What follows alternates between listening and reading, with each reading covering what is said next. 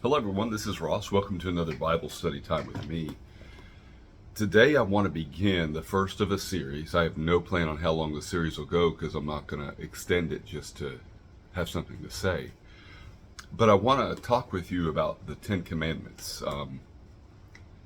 It's very interesting how the Ten Commandments, given literally millennia ago, thousands and thousands of years ago, to a man called Moses on a mountain that we call Mount Sinai, that was in a region just removed from Egypt as you head towards modern day Israel, the Sinai region, the Sinai wilderness, and in that wilderness, of course, is this mountain. But it's supernatural in the fact that though these commandments were given thousands of years ago, they still play a role in your life and my life today, especially in American culture, where a nation, the United States of America, was born and blessed with a Christian identity that, as we know, over the last 8 to 10 years, we are living in a post-Christian society here in America. But for hundreds of years in our culture, we have been embraced and immersed in the Christian culture to a large degree, and the Ten Commandments have been a huge part of that. If you know anything about American culture, the Ten Commandments were in the schools, they were in the courthouses, and over time, because of what people called a separation of religion and state, like a separation between religion and state, those things were slowly but surely removed. What's interesting, let me just throw this thought out there to those of you that are think on those lines and think of those things about religion and state, the separation of church and state is what I should say. Realize, this is very interesting because it came across my mind last night, realize there was no religion involved when these Ten Commandments were given. It was just a nation of people. So people try to throw the Ten Commandments under the bus of being supporting or enabling of religion to have a stronghold or a foothold in society and really being pushed on people. This wasn't about a religion. These are commandments that are before Judaism was formed, before Judaism even became a thing, and of course before Christianity became known as a religion. So people that want to make that argument about the Ten Commandments don't know history, and of course don't know their Bible, because they're anti-God and anti-truth as far as the Bible's concerned. But that's not the point of today. I just wanted to throw that out there. It's very interesting that it has nothing to do with the religion. The Ten Commandments are independent of a religious sect or a religious people. And I think we get the word religion thrown in a lot of things to help bolster an argument on the side against whatever it is, whatever truth there is, whatever ideology is being given. People will throw religion in to discount it or to stereotype it, and of course that's not fair. Now for the next 7 minutes, what I want to do is talk about not the Ten Commandments, which is where we're going to go. I want to talk with you about why the Ten Commandments were given in the first place, and how they were given is really unique as well and wonderful.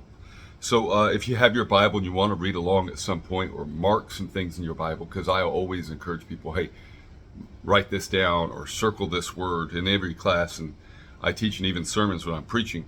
It's important to me for people to mark their Bibles and draw, and this is a newer Bible, but it's got some stuff in it already, newer in the last 2-3 years.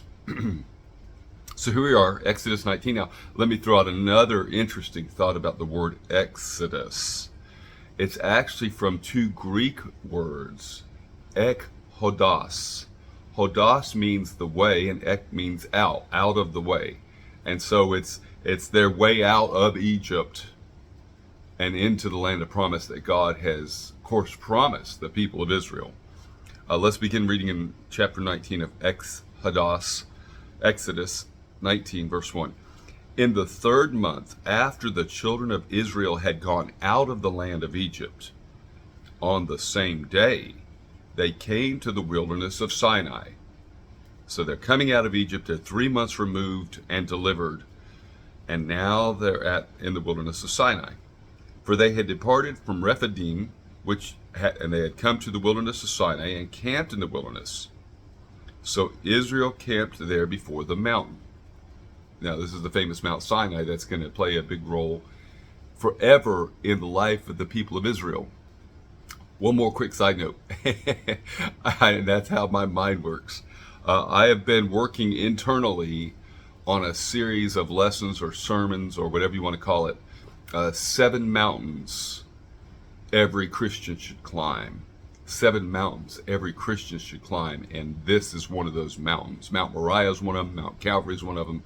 There's a few others out there that I'm going to put in that study. I'm excited about that. So Israel camped before the mountain.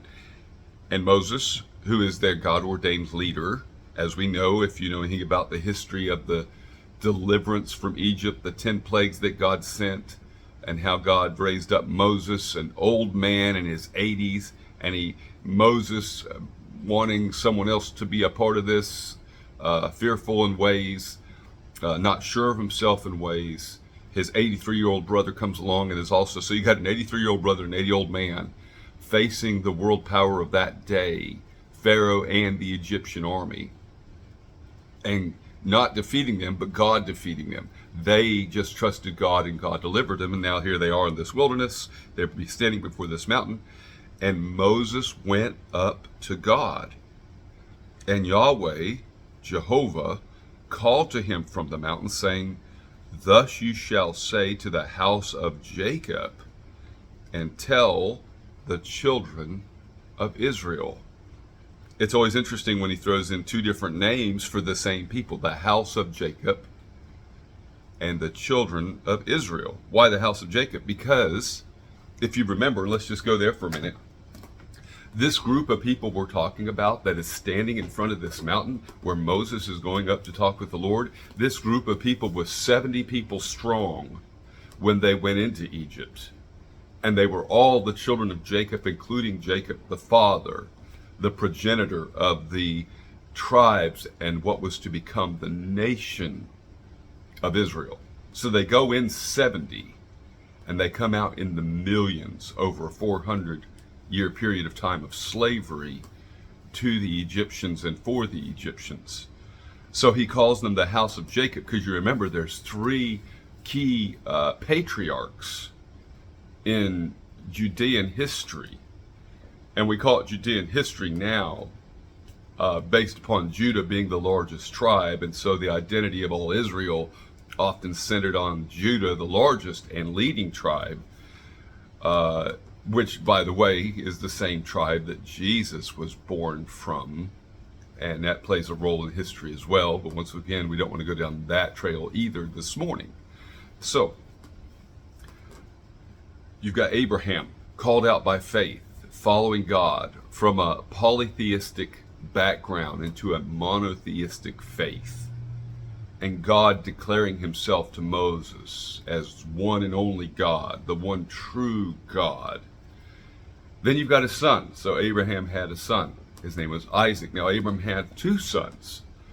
One was the son of the flesh, as revealed in the New Testament too, and one was the son of the promise. So Ishmael, born to Hagar, the Egyptian handmaid, was Abraham's first son.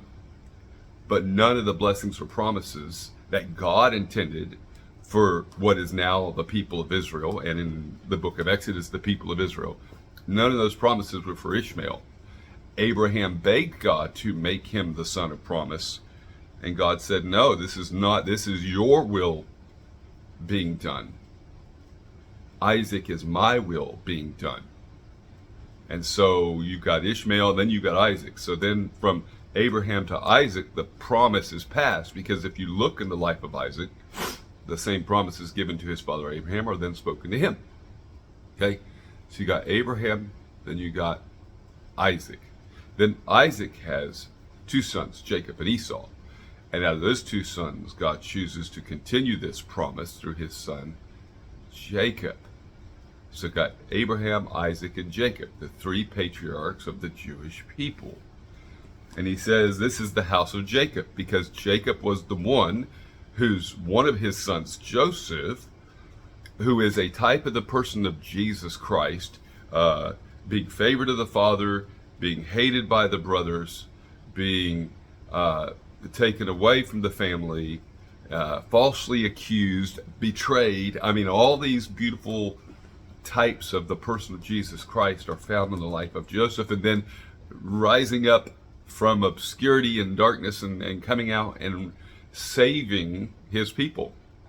In fact, if you read Genesis chapter 50, he says that God chose this for me to save my family, to save my people. And then if you go to Matthew, you'll see that Jesus was raised up to save his people from their sins. So a beautiful type of Christ there. So through Abraham came Isaac, through Isaac came Jacob. So when it says here in this verse, here is the house of Jacob. He says, thus you say to the house of Jacob and tell the children of Israel. Now, if you remember, Isaac had a name. Jacob had a name change, and his name was changed from Jacob to Israel. I think there's nothing wrong with remembering who you were before Jesus came in your life, but never forget who you are because Jesus is in your life. The change that God brings. He gave Jacob a new name. And so here we are. And he says, tell the children of Israel, you have seen what I did to the Egyptians, how I bore you, how you've seen what I've done to the Egyptians and how I bore you on eagle's wings and brought you to myself. And that's where we're going to stop today, because I want to share some more about this leading up understanding of the Ten Commandments, the role they play in that day, the purpose of them in that day and in those moments, the role they play now, and what they are. So here's what I want you to do. I want you to be very familiar with the Ten Commandments. So before you watch the next lesson, read Exodus 19 and read Exodus 20, and then write down each commandment and have your own copy. In fact, now that I'm saying that, my wall has the Alamo and Tar Texan and a picture of me and my wife, and Jesus, Texas, and it has some cool pictures. I think I'm going to find someone that in Hebrew will write down these 10 commandments for me and put them on my wall. I think that would be a neat thing. Be familiar with them, know them, and let's talk about it on lesson 2 of the 10 commandments, and we'll probably put that out in a few days as well. All right, God bless. Shalom.